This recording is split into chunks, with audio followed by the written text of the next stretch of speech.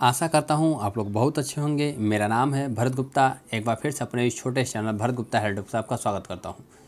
आज संस्कृत का हम पाठ 1 का दूसरा भाग लेकर आए हैं। उस दिन कालिदास के आधे अधूरे पाठ को हम लोगों ने पढ़ा था। आज उसके आगे शुरू करते हैं।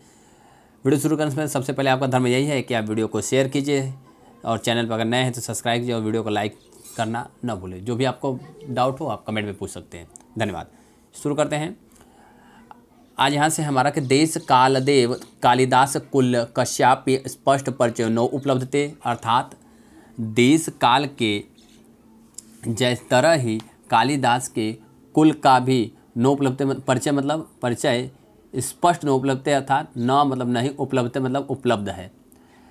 तस्य मतलब उनकी कृति मतलब कृतियों में वर्णाश्रम धर्म व्यवस्था तथा तथ्येन प्रतिपादनेन एतत् मुनियते यत् तस्य जन्म विप्रकुलो अभवत्, अर्थात उनकी रचनाओं में वर्णाश्रम धर्म व्यवस्था का तथ्यानुसार प्रतिपादन किया गया है, जिससे एतत् यत् जिससे इनका जन्म विप्र मतलब ब्राह्मण कुल में हुआ है, ऐसा अनुमान लगाया जाता है। ऐसा लगाया जाता है कि उनका अनुमान कि वो क्या है, क्योंकि धर्म और वर्णाश्रम व्यवस्था के बारे में जितना वर्णन इन्होंने किया है वो ब्राह्मण ही कर पाते हैं, इसलिए ऐसा अनुमान लगाया जाता है कि इनका जन्म कैसे हुआ है, ब्राह्मण कुल में हुआ है। उसके आगे बात करेंगे तो लिखा है कि भावनया स शिवानुरक्त च आसीत् तथापि तस्य धर्म भावनायां मनगापि संकीर्णता न आसीत्, अर्थात विचारों से, भावना मतलब विचारों से वह शिवभक्त थे, विचारों से शिव अनुरक्त मतलब शिवभक्त च आसित थे, और तथापि मतलब फिर भी, तस्य मतलब उनका, फिर भी उनका धार्मिक भावना मन से संकीर्णता नहीं थी, यानी उनके मन में धार्मिक मन की कोई भी संकीर्णता नहीं थी, यानी वो सभी का आदर करते थे।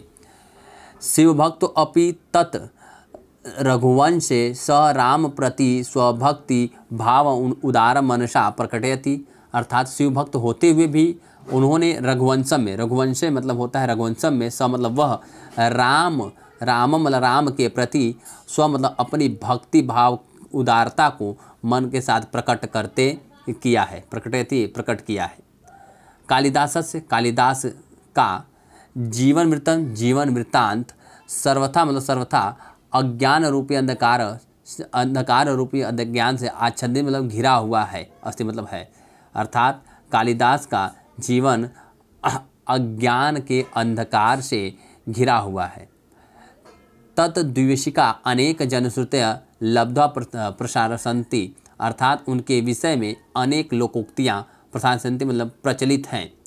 किंतु ता मतलब वे सब सर्वा मतलब सभी ईर्ष्या कलुष कषयित चित्तानां कल्पना प्ररोरा एवं अतएव सर्वथा चिंता संति, अर्थात किंतु वह सब ईर्ष्या और कालुष्य मन से दूषित मन वालों की, ईर्ष्या कलुष्य चित्तानाम मतलब दूषित मन वालों से, कल्पना प्ररोह यानी कल्पना के प्ररोह हैं यानी अंकुर है, ही एवं मतलब ही, अतएव मतलब इसलिए वे सब सर्वथा सदैव चिंता संति चिंतनीय हैं, अर्थात जो भी उनके बारे में वर्णन किया गया ये माना जाता है कि उनके ईर्ष्या करने वालों ने ऐसा किया है। इसके आगे लिखते हैं कालिदासस्य नव उन्मेष शालिन्या प्रज्ञाया उन्मीलनम तस्य कृतिषु नास्तिति कश्चा चित्तशुद्धीय परोक्षम, अर्थात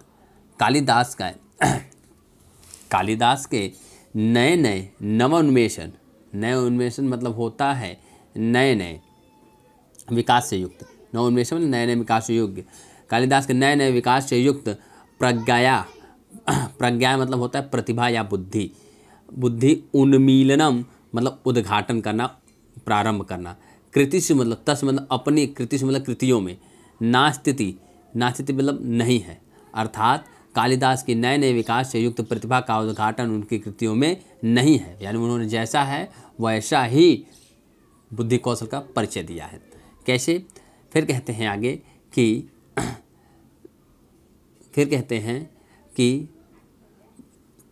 संस्कृत काव्यस्य विविधेषु प्रमुख प्रकारेषु स्वकौशलं प्रदर्श्य सर्वानतीतान कवीनतिशय, अर्थात कालिदास ने संस्कृत काव्य के अनेक प्रमुख प्रकारों, संस्कृत काव्य संस्कृत के विविधेषु मतलब प्रकार के प्रमुख प्रकारेषु प्रमुख प्रकारों में स्वकौशल मतलब अपने कौशल का प्रदर्शन मतलब प्रदर्शन करके यानी प्रतिभा दिखा के, सह मतलब वह सर्वानतीत अपने अतीत के और आतिनगा आने वाले भविष्य के सभी कवियों को सभी कवयस्य शिष्य में शिष्य मतलब होता है श्रेष्ठ है। अर्थात संस्कृत काव्य के अनेक प्रमुख प्रकारों में प्रतिभा दिखाकर कालिदास अपने अतीत और भविष्य के सभी कवियों में श्रेष्ठ है। यानी जितनी भी आज तक उन्होंने रचनाएं की उसमें वो क्या है, सभी कवियों से श्रेष्ठ है। आगे कहते हैं प्रदर्श मतलब होता है दिखाकर, ठीक है। और आगनतान मतलब होता है भविष्य में होने वाले जो कवि हैं। और कवि ने अतिशयते मतलब होता है अतिक्रमण करना, अर्थात श्रेष्ठ की बात होती है। फिर कहते हैं रघुवंशम, रघुवंश में कुमार संभवश्च तस्य महाकाव्यम द्वयम मेघदूतम ऋतुसंहारश्च खंडकाव्य मालविकाग्निमित्रम विक्रमोर्षियम अभिज्ञान शाकुंतलम नाटकानि संति। अर्थात रघुवंश में और कुमार संभव में तस्य द्वय मतलब दो महाकाव्य हैं। यानी रघुवंश और महाकाव्य उनके दो महाकाव्य। उसके आगे लिखा है मेघदूत ऋतुसंहार च खंडकाव्य, मेघदूत और ऋतुसंहार खंडकाव्य है। मालविकाग्निमित्रम विक्रमोर्षियम और अभिज्ञान शाकुंतलम, यानी मालविकाग्निमित्रम विक्रमोर्षियम और अभिज्ञान शाकुंतलम उनके त्रय नाटकानि संति, 3 नाटक हैं।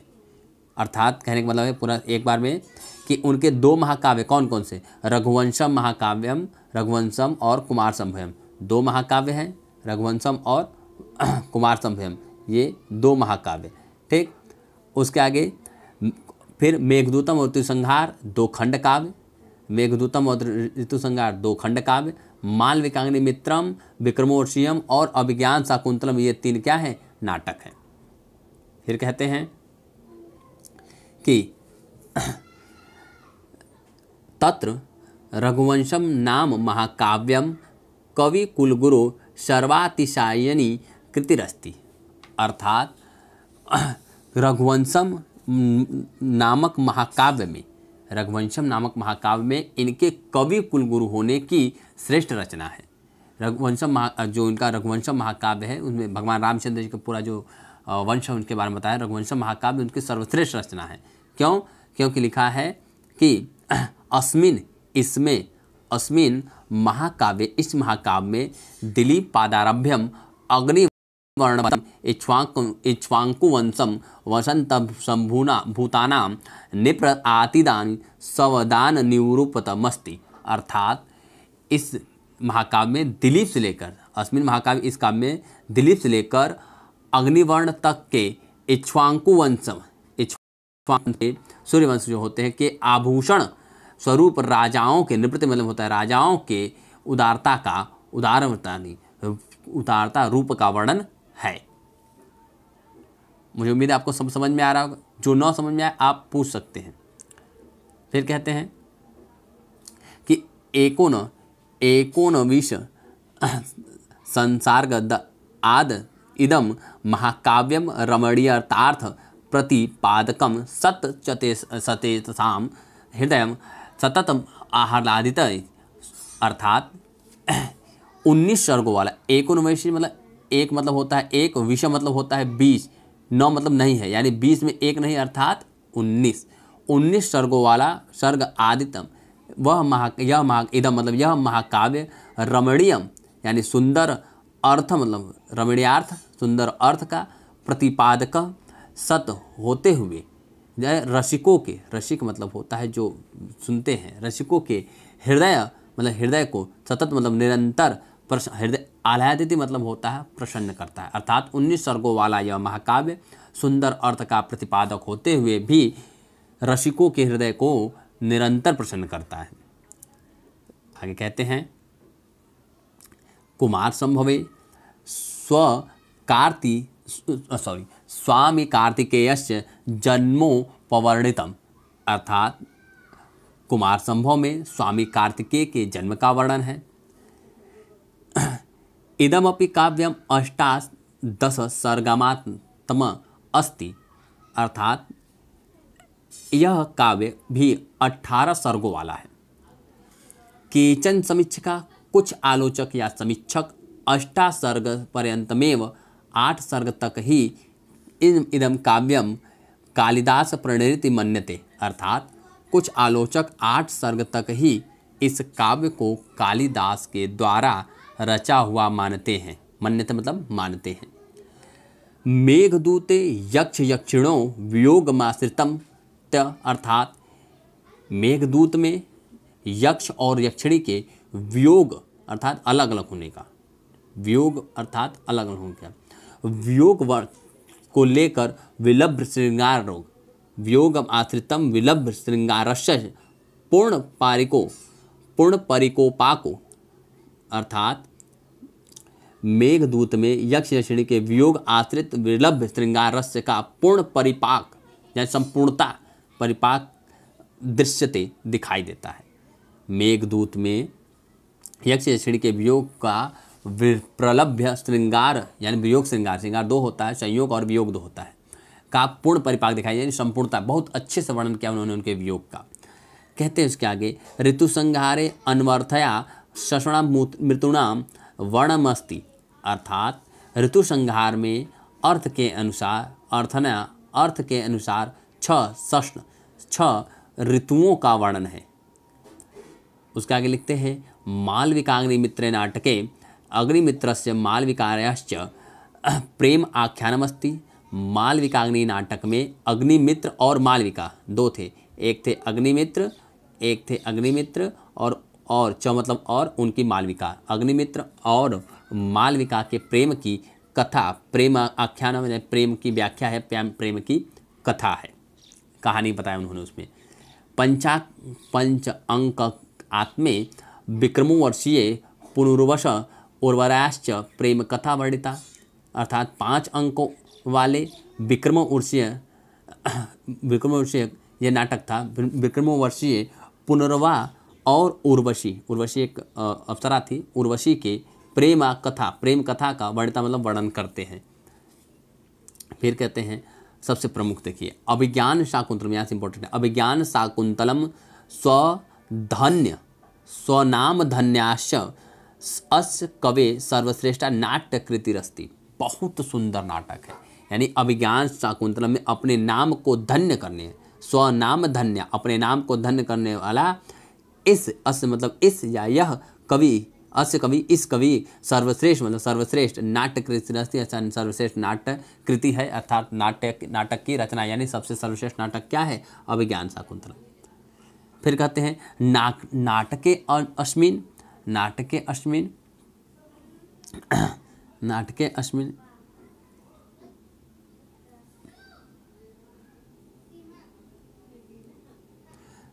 अस्मिन् मैं लाइन थोड़ा सा भूल जा रहा हूँ, हाँ यहाँ पे जी लिखा है नाटके अस्मिन् सप्त अंक सन्ति, अर्थात इस नाटक में 7 अंक हैं।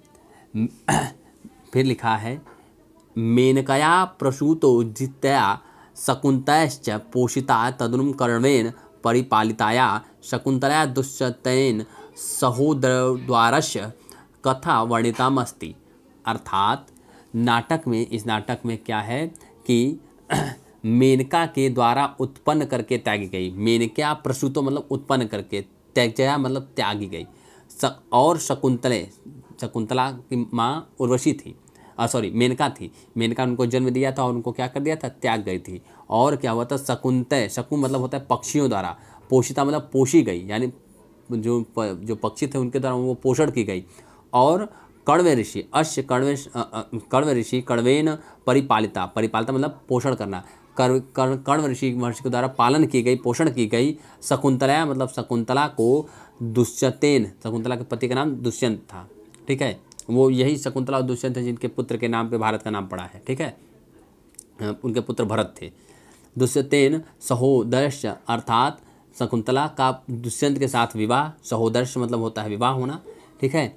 और फिर कहते हैं कि कथा वर्णितम अस्ति, कथा का वर्णन है, अर्थात एक लाइन में कहे तो मेनका के द्वारा उत्पन्न करके त्याग कर दी गई और पशु पक्षियों के द्वारा पाली गई और कण्व ऋषि के द्वारा पालन पोषण की गई शकुंतला का दुष्यंत के साथ विवाह का जो कथा वर्णन शकुंतला नाटक में है। फिर कहते हैं कि शकुंतला विषय प्रति तैषा भड़िति, अर्थात शकुंतला विषय में या शकुंतला नाटक के विषय में उक्ति, यह प्रतिशय मतलब प्रति, भड़िति मतलब होता है उक्ति प्रसिद्ध है। यह जो उक्ति है, एक लाइन कही गई है, वह उक्ति प्रसिद्ध है मतलब होता है ऐसा प्रसिद्ध है। भड़िति मतलब उक्ति। क्या? काव्येषु नाटकम रम्यम तत्र रम्या शकुंतला, अर्थात काव्यों में नाटक सुंदर, रम्य मतलब होता है सुंदर होला, काव्यों में नाटक सुंदर है, तत्र मतलब वहाँ या उसमें रम्या मतलब सुंदर है, शकुंतला अर्थात शकुंतला नाटक। ये माना जाता है कि जैसे काव्यों में सबसे सुंदर जो काव्य होता है वह नाटक होता है, और नाटकों में सबसे सुंदर क्या है? शकुंतला, यानी अभिज्ञान शाकुंतलम नाटक है। फिर कहते हैं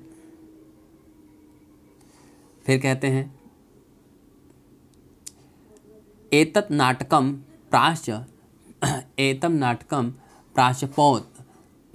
प्राच्य पौरस्ते समीक्षके बहुप्रशंसित, अर्थात इस नाटक का प्राच्य पौरस्ते मतलब होता है पूर्व और पश्चिम, समीक्षक मतलब समीक्षकों ने अत्यंत प्रशंसा की है। बहु मतलब बहुत सारी प्रशंसा की है। यह नाटक इतना सुंदर है ही, आप भी पढ़ेंगे अगर जब 12वीं में जाएंगे तो आपको भी बहुत अच्छा लगेगा। उसके आगे कहते हैं वस्तुतः कालिदास मूर्धन्यम भारतीय कविरस्ति, वास्तव में कालिदास सर्वश्रेष्ठ भारतीय कवि हैं। एक तत्स्य कृतिषु काव्य उचित गुणानां समाहारः दृश्यते, अपरश्च भारतीय जीवन पद्धति सर्वांगीणता तत्र न राजते, अर्थात एक तरफ तो उनकी कृतियों में काव्यों के योग्य गुणों का समावेश होता है, दिखाई देता है, तो दूसरी ओर तत्र अपरश्च मतलब दूसरी ओर, और दूसरी ओर भारत जीवन पद्धति की, यानी भारतीय जीवन की जो पद्धति है उसकी सर्वांगीणता यानी सभी गुणों का राजते मतलब सुशोभित होते हैं, या तत्व मतलब वहाँ दिखाई देते हैं। यानी उनकी कृतियाँ इसलिए अच्छी हैं क्योंकि एक तरफ तो वो उनकी जो कृति है, अर्थात कहने का मतलब है कि सबसे पहली बात कि एक तरफ तो उनमें उनके काव्य में जो उचित गुण होते हैं वो दिखाई देता है, तो दूसरी ओर भारतीय जीवन पद्धति कैसी होती है यह भी दिखाई देता है। फिर कहते हैं कि काव्य उत्कर्ष दृष्टया तस्य काव्येषु मानव मनसः सूक्ष्म अनुभूति मात्र इंद्रधनु कश्यापि सहदृश्य चित्त वर्जतिम पारयति, अर्थात काव्य की श्रेष्ठता, काव्य उत्कृष्टता मतलब काव्य की श्रेष्ठता है क्या कि उनके तस्य मतलब उनके काव्येषु मतलब काव्यों में मानव मनसा मतलब मानव मन के सूक्ष्म अनुभूतियों का इंद्रधनुष किसी भी कश्यापि मतलब किसी भी रसिक के हृदय को मतलब सुनने वाले के हृदय को, सहृदय मतलब हृदय को, चित्त को प्रभावित करने में, हृदय चित्र को वर्जेतु मतलब होता है, पारयति मतलब होता है प्रभावित करने में, अर्थात उन मानव जो उनका कृति है कालिदास जी की, वो किसी भी मानव को अनायास ही क्या करता है अपनी तरफ आकर्षित कर लेता है। ठीक है, हम कह सकते हैं इतना कि उनका जो काव्य की श्रेष्ठता उनकी ये है कि काव्यों में मानव मन को सूक्ष्म रूप से छोटे रूप में इंद्रधनुष से किसी भी रसिक के हृदय को आराम से प्रभावित करने में समर्थ होता है। आगे कहते हैं कि प्रकृतिरपि स्वजड़त्वं विहाय सर्वत्र मानव सहचर्य वर्तते, अर्थात प्रकृति भी स्वजड़त्व में अपने जड़त्व को विहाय मतलब छोड़कर सर्वत्र में सभी जगह मानव की सहचरी बनी हुई है। यानी उन्होंने ऐसा वर्णन किया, ऐसा लगता है जैसे प्रकृति उनके साथ साथ है। ठीक है, यानी प्रकृति भी अपनी जड़ता को छोड़कर सब जगह मानव की सहचर्य के समान आचरण करती है, यानी मानव के साथ साथ जाती है। फिर आगे कहते हैं रघुवंशे दिग्विजयातार्थ प्रतिस्ततस्य रघो सभाजनम वनवृक्षा प्रसून वृष्टि भी संपादयन्ति, अर्थात रघुवंश में दिग्विजय के साथ प्रस्थान किए हुए रघु के समान को वन के वृक्ष पुष्पों आदि की वर्षा संपादित करते हैं। वृष्टि भी मतलब होता है वर्षा, वृष्टि माने होता है वर्षा, प्रसून माने होता है फूल। फिर कहते हैं कि मेघे यानी मेघदूत, मेघे विरह उत्कृष्टितस्य यक्षस्य प्रेम विह्वलता अद्वितीया सृष्टि परिलक्षते, अर्थात मेघदूत में विरही यक्ष के प्रेम को, उसमें यक्ष और यक्षी के प्रेम को दिखाया गया है ना। विरही यक्ष के प्रेम को उसकी जो विह्वलता है, व्याकुलता है मतलब बेचैनी है, व्याकुलता का अद्वितीय मतलब अद्वितीय दृष्टि मतलब होता है वर्णन, परिलक्षित मतलब दिखाई देता है। यानी उन्होंने उसमें भी यक्ष के प्रेम की विह्वलता को अद्वितीय वर्णन किया है। तत्र बाह्यांत प्रकृतो मम स्पर्श वर्णनमस्ति, अर्थात उसमें अंदर और बाहर, बाह्यांत मतलब होता है अंदर और बाहर, मेघदूत में अंदर और बाहर प्रकृति का मम स्पर्शी यानी जो सब कुछ उसका मर्म स्पर्शी वर्णन है। प्रकृति को एकदम उस स्तर तक दिखाया गया कि प्रकृति भी विरह में कैसे साथ देती है। आगे कहते हैं कवि दृष्टा, कवि की दृष्टि में मेघ धूम ज्योति सलीला मारुतम सत्पिपानव न भूत्वा एक संवेदनशील मानवोपम प्राणी अस्ति, अर्थात प्रकृति की दृष्टि, कवि की दृष्टि में उन्होंने ऐसा वर्णन किया है कि कवि की दृष्टि में मेघ, धूम मतलब होता है धुआं, ज्योति मतलब होता है प्रकाश, जल मतलब होता है सलील मतलब होता है जल, और मारुतम मतलब होता है वायु। सलील इसमें है सलीलम मारुतम, यानी प्रकृति की दृष्टि, कवि की दृष्टि में मेघ यानी बादल, धुआं, प्रकाश, जल और वायु समूह न होकर, समीन पातो मतलब समूह न होकर, भूता मतलब होकर, एक संवेदनशील मानवोपम यानी मानव के जैसे उपागम प्राणी हैं। यानी कवि ने ऐसा वर्णन किया जैसा लगता है कि मेघ को भी दर्द महसूस होता है मानव के जैसे, वायु को भी होता है, जल को भी होता है। ठीक है, फिर आगे कहते हैं कि स रामगिरे आरलभ्यम यावत तस्य कस्यापि सन्निधिं लभते तस्मै हर्षोल्लासे वितरति, अर्थात उन्होंने रामगिरी यानी रामगिरी से आरंभ होकर, यानी यक्ष की बात है, रामगिरी से आरंभ होकर जिस किसी का भी सानिध्य प्राप्त करता है उसको हर उल्लास से विषित करता है। सह रामगिरी आरलभ्य मतलब आरंभ करके, यावत मतलब जिस किसी के, यश मतलब जिसका, कश्यप मतलब किसी का भी सानिध्य मतलब सानिध्य, लभते मतलब प्राप्त करता है, तस्में मतलब उसको, हर्षोल्लासित मतलब हर्षोल्लास प्रसन्नता वितरित मतलब बांटता है।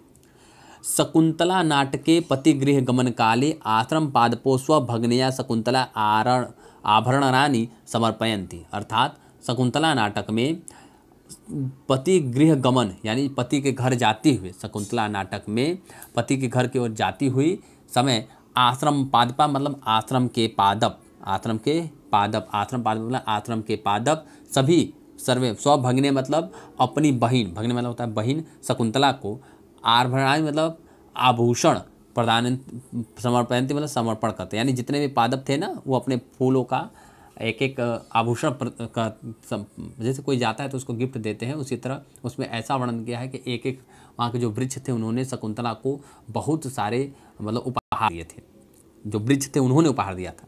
आगे कहते हैं कि हरिणाभर्क तस्याम मार्ग अवरोधम कृत्वा स्वकीयम निश्चल प्रेम प्रकृति, अर्थात जो हिरण रहता है, अब उसमें देखेंगे तब, हरिणा गर्भक मतलब होता है हिरण का जो बच्चा रहता है, तस्य मतलब उनका मार्ग रोककर अपने निश्चल प्रेम को, प्रकृति मतलब प्रकट करता है। एवमेव मतलब इसी प्रकार, नद्या मतलब नद्या, प्रेयस्य मतलब प्रेय का इवाचरंती, अर्थात इसी प्रकार नदी भी अपने प्रेम का आचरणती मतलब आचरण करती है। सूर्य अरुण दवेलायाम, सूर्य अरुण वेदलायाम यानी सूर्य अरुण की वेला में, अर्थात सूर्योदय की वेला में, नलिन्या तुषार बिंदु रूपाणी अश्रु स्वकरय परिमर्जती, अर्थात सूर्योदय की बेला में सूर्य अपनी प्रियतमा कमलिनी के आंसू को, आंसू की बूंद को, ओस की बूंद को आंसुओं के रूप में अपने किरण से पोंछता है, अर्थात ऐसा लगता है जैसे कमल के ऊपर जो ओस गिरा हुआ है वह उसके आंसू हैं। उसके आगे कहते हैं कालिदास काव्येषु अंगिरस श्रृंगारो रस्ति, अर्थात कालिदास के काव्य में प्रधान अंगिरस मतलब प्रमुख रस, अंगिरस मतलब होता है प्रमुख रस, श्रृंगार रस है, श्रृंगार रस के कवि माने जाते हैं कालिदास। तस्य पृष्ठार्थ करुण उदयो रस अंगभूता, उसकी पुष्टि के लिए करुण रस आदि अन्य अन्य रस अंगभूता उसके अंग है यानी सहायक है। रसानुरूप क्वचित प्रसाद क्वचित माधुर्य तस्य काव्य उत्कर्षे सहायत्रम कुरुत, रस के अनुरूप क्वचित मतलब कहीं प्रसाद कहीं माधुर्य, तस्य मतलब उसमें काव्य उत्कर्ष के लिए सहाय कर रहे हैं, अर्थात रस के अनुरूप कहीं प्रसाद और कहीं माधुर्य गुण उनके काव्यों के सहायता कर रहे हैं। आगे लिखा है वैदर्भिरीति कालिदासस्य वाग्वैश्यम सर्वात्म वर्तते, अर्थात वैदर्भी रीति कालिदास की वाग मतलब होता है वाणी में वश में हुई सी सभी हो अनुसरण करती है। अर्थात ऐसा लगता है वैदर्भी रीति जो है कालिदास के वाणी में हर जगह प्रकट हो रही है। अलंकार योजनायाम कालिदास अद्वितीय, अलंकार योजना में कालिदास अद्वितीय है। अद्वितीय मतलब दूसरे नहीं है, प्रथम है, हर जगह प्रथम है। कालिदास अलंकार इतना अच्छा यूज करते हैं, अच्छा मतलब प्रयोग करते हैं कि वो अद्वितीय है। यद्यपि उपमा कालिदासस्य योक्ति उपमायोजनामेव कालिदासस्य वैशिष्ट व्याख्याति तथापि उत्प्रेथा अर्था अन्यासादानि अलंकाराणाम विनियोग तेनातीव सहजतया कृत। अर्थात अलंकारों की योजना जो कालिदास की उपमा है, यद्यपि उपमा अलंकारों से, यानी उपमा अलंकार कालिदास के कथन है, यह बिल्कुल सही है और कालिदास की विशेषता को बताता भी है। तथापि अर्थात कालिदास की विशिष्टता को व्याख्याति मतलब बताता भी है यहाँ से। यद्यपि उपमा अलंकार कालिदास की है, ऐसा युक्ति उपमा योजना को ही कालिदास की विशिष्टता को बताता है। तथापि मतलब फिर भी उत्प्रेक्षा और अन्य अलंकार उनका प्रयोग भी अत्यंत स्वाभाविक ढंग से किया है। विनियोग मतलब होता है प्रयोग, तेनाती मतलब उनका अत्यंत, अति मतलब अत्यंत, सहजता मतलब स्वाभाविक रूप से कृत मतलब किया है। उपमा अलंकार के सिवा अन्य अलंकार का भी प्रयोग उन्होंने बड़े ही स्वाभाविक ढंग से किया है। फिर कहते हैं कालिदासस्य नाट्यकृतिषु विशेषतः शकुंतला वस्तु विन्यास अनुपम चरिचित्रण सर्वथा अनवद्यम संवाद शैली संप्रेषणस्य यास्ति। अर्थात शकुंतला, देखिए कालिदास की नाट्य रचनाओं में विशेषकर शकुंतला नाटक में जो कहानी की योजना रचना है वो अत्यंत उत्तम चरिचित्रण सभी प्रकार के जो हैं सभी प्रकार के मध्यम मतलब दोष से, संवाद शैली जो होता है संवाद शैली भी संप्रेषित मतलब पहुँचाने वाली है। ठीक है, अर्थात शकुंतला नाटक में कालिदास नाट्यकृति विशेषतः कालिदास के नाट्य कृतियों में विशेष तौर पे शकुंतला में वस्तु विन्यास यानी कथा वस्तु अनुपम है यानी सुंदर है, चरिचित्रण सर्व जगह नवद्य, संवाद शैली भी यानी जो डायलॉग है, डायलॉग यानी संवाद शैली, संप्रेषित मतलब संप्रेषित करने वाली है यानी किसी को भी अपने एक व्यक्ति से दूसरे व्यक्ति में जाने वाली है। सममेव साथ ही साथ भारतीय संस्कृत्यानुमतानां धर्मार्थ काम मोक्ष मूलानां मानव मूल्यानां प्रकाशनम कालिदासस्य वैशिष्ट्यमस्ति। अर्थात उसके साथ साथ ही भारतीय संस्कृति के मत अनुसार धर्म अर्थ काम मोक्ष जो चार होते हैं, ठीक है, वो हमारे युक्ति होते हैं, चार धर्म चार वर्ण व्यवस्था होती है ना, ब्राह्मण क्षत्रिय वैश्य, उसी के धर्म अर्थ काम मोक्षम स्वरूप में मानव मूल्यों का प्रकाश कालिदास की विशेषता है। उन्होंने अपने सब में धर्म अर्थ काम मोक्ष मानव मूल्य का प्रकाश कालिदास से मतलब कालिदास की विशेषता मतलब विशेषता है या प्रमुखता है।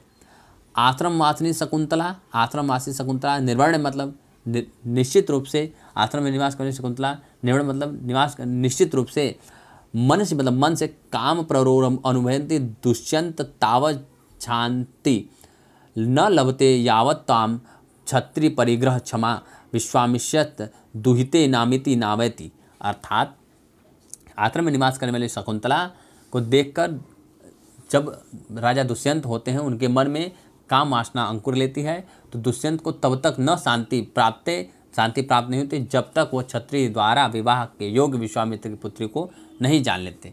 यानी उन्होंने क्षत्रिय धर्म और ब्राह्मण धर्म दोनों के लिए अपने बहुत विशेष तौर पर रचना करके बताया है। फिर आगे कहते हैं कि मतलब शकुंतला को जब दुष्यंत देखते हैं तो जब तक उनको नहीं जान लेते कि विवाह योग्य है तब तक वो नहीं रुकते हैं।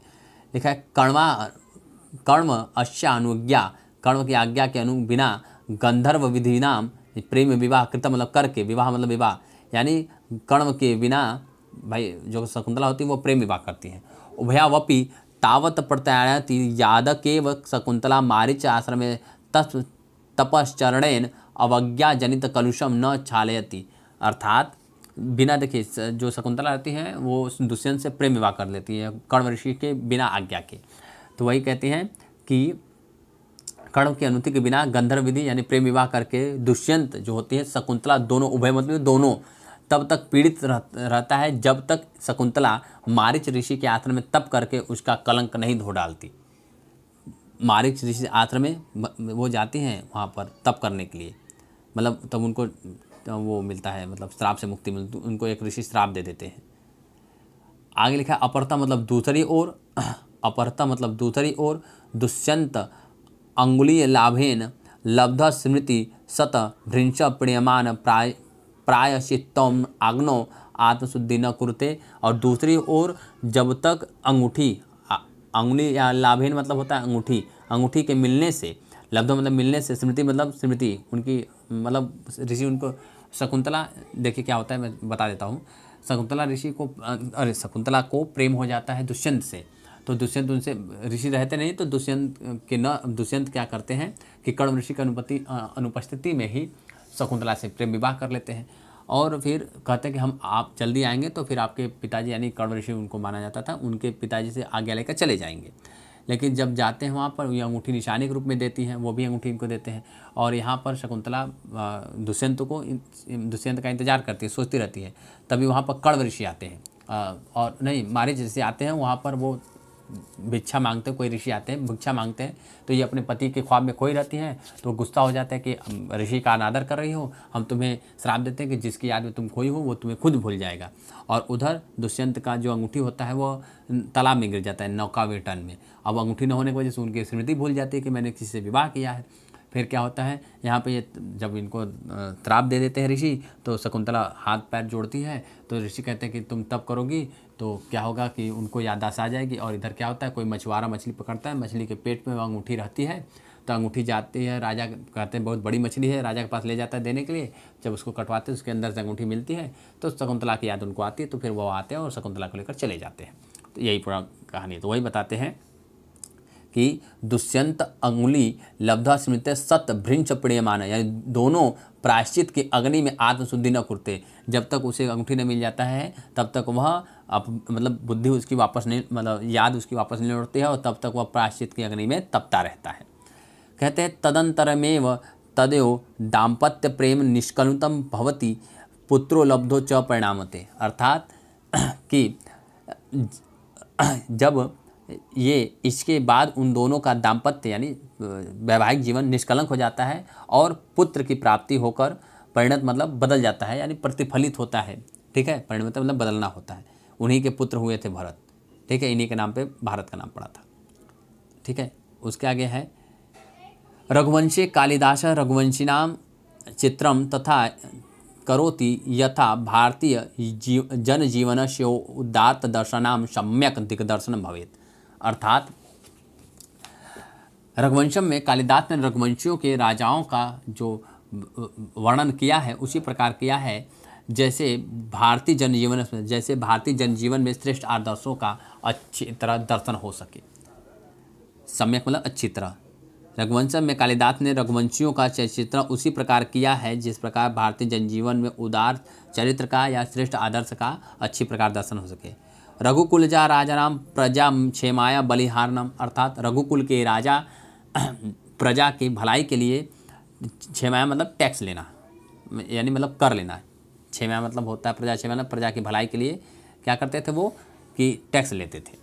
ठीक है, बलि मतलब होता है टैक्स, क्षेमाया मतलब होता है क्षेम के लिए यानी कुशलता के लिए। उसके आगे कहते हैं कि मित संयत भाषिते सदा सत्यनिष्ठा आसन, यानी मित संयत मतलब होता है कम बोलने वाले, अर्थात वो सदी हुई बाड़ी बोलने वाले थे। और सत्यनिष्ठा मतलब होता है सत्य के प्रति निष्ठा रखने वाले, वो कम बोलने वाले और सदा सत्य के प्रति निष्ठा बोलने वाले। आपने सुना होगा रघुकुल रीति सदा चली आए, प्राण जाई पर वचन न जाई, उसी के बारे में बता रहे हैं। फिर कहते हैं कि यश कामास्ते तदर्थ प्राणनपि त्यक्तुम सदैव युक्ता अभवन। अर्थात वो यश की इच्छा रखने वाले जो होते थे और प्राणों को भी छोड़ने में हमेशा तैयार रहते थे। आगे कहते हैं कि न केवलम संतम दर्थे ते गृह मेधिनो बभूव। अर्थात वे केवल संतान के लिए ही गृहस्थ होते थे। गृहस्थ मतलब होता है विवाह करना, वो केवल विवाह मतलब विवाह जो करते थे वो केवल पुत्र के लिए करते, उसके बाद फिर वो मतलब गृह अवस्था को छोड़कर वो संन्यास में चले जाते थे। कहते हैं शैशवे विद्यार्जनम यौवने रंजन वाक्यवर्धे वार्धक्ये मुक्त अर्थ मुनि वदाचरणम तेषां वत्र मासित। अर्थात शैशव मतलब होता है बालक में, वृद्ध में, और नहीं, शैशवे विद्यार्जनम, शैशव मतलब होता है बालक में यानी शिशु काल में विद्यार्जन, यौवन में रंजन अर्थात कि संतान जो विद्या प्राप्ति का था वो शिशु काल में था, युवावस्था में भोग और वृद्धावस्था में मुक्ति के मुनियों के समान आचरण करना उनका व्रत था। मुक्त्यर्थ मतलब मुनि के समान, मुनियावदर्शन मतलब मुनि के समान आचरण, तेसा मतलब उनका व्रतमासित। यानी शैशवावस्था में बालक अवस्था में विद्या अर्जन करना, यौन अवस्था में भोग करना और वार्धे मतलब वृद्धावस्था में मुक्ति के लिए मुनि के जैसा आचरण करना उनका व्रत था। बाल वृद्ध वनिता दीनानाम यदा चारणम कालिदास काव्ये निरूपितम तत्सवर्था भारतीय संस्कृता गौरवन पुमे। अर्थात बालक, वृद्ध, स्त्री, बालक मतलब बालक, वृद्ध वृद्ध, वनिता मतलब होता है स्त्री, और दीना मतलब दीन दुखियों के लिए। यदा मतलब जो आचरण कालिदास से मतलब कालिदास के काव्य में निरूपित मतलब होता है निरूपित हुआ है, तत् मतलब वह सब प्रकार के भारतीय संस्कृति के गौरव के अनुरूप ही है। यानी उन्होंने जैसा रघुवंशम काव्य में राजाओं के वो का वर्णन किया है वैसा भारतीय संस्कृति में है। लिखा है आहि भवन सिंधु वेला यावत विकीर्णा भारत गौरव गाथा कालिदासेन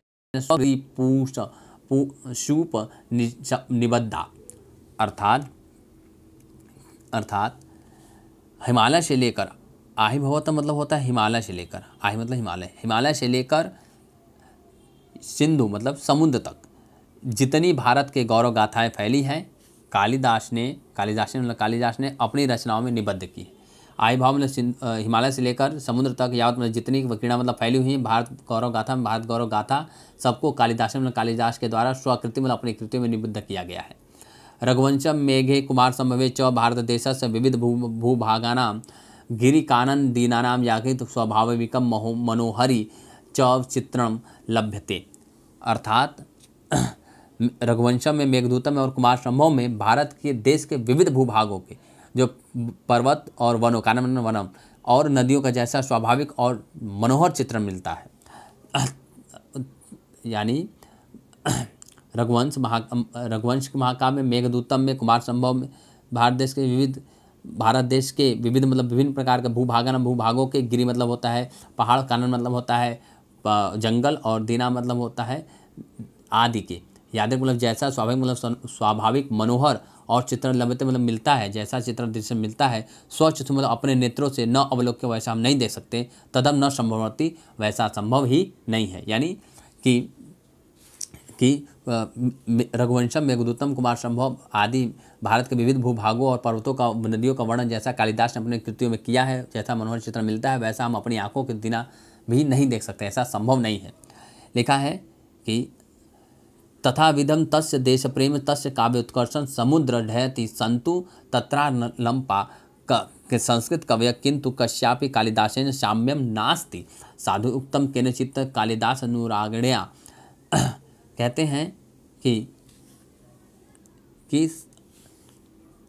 तथा विधम तस्य देश प्रेमम, अर्थात उसी प्रकार, तथा विधम उसी प्रकार, तस्य मतलब उनका देश प्रेम, तस्य काव्य उत्कर्ष उनके काव्य की श्रेष्ठता में को दृढ़ समुदृढ़ति मतलब दृढ़ करता है।